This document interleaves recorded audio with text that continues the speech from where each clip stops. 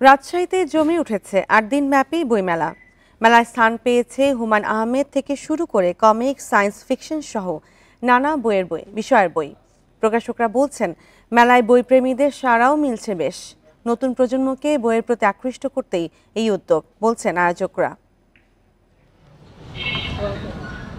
৮ দিনের জন্য বইপ্রেমীদের পদচারণায় মুখর রাজশাহীর কালেক্টর মাঠ। প্রতিদিনই বাড়ছে তাদের আনাগোনা। বই কিনতে বা ঘুরে দেখতে একা ও দল বেঁধে আসছে সব বয়সের মানুষ।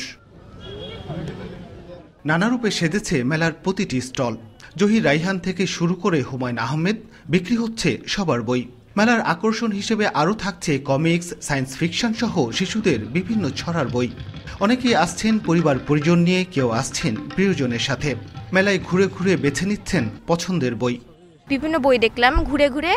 আমার বেশি পছন্দ হলো গোয়েন্দা সিরিজগুলো। এখানকার যারা তরুণ আছে বা স্কুল বা কলেজে যারা পড়ে তাদের জন্য এটা খুবই ভালো একটা উদ্যোগ হবে। আমি প্রথমবার বই মেলায় আসছি, তো এখানে অনেকগুলো স্টল আছে, সব রকমেরই বই আছে। বিশ্বাস করি যে মোবাইল, ডিজিটাল এইগুলো এফেক্ট থেকে বের হয়ে ওরা কিন্তু বইয়ের দিকেই আগ্রহী হবে।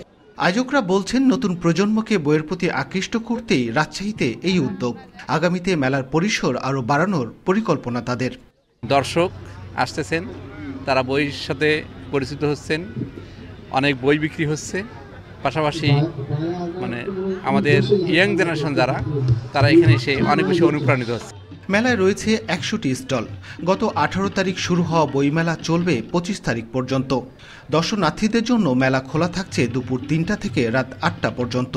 আর ছুটির দিনে বেলা ১১টা থেকে রাত ৮টা পর্যন্ত চলবে মেলা। Mustafizur Rahman, independent news, Rajshahi.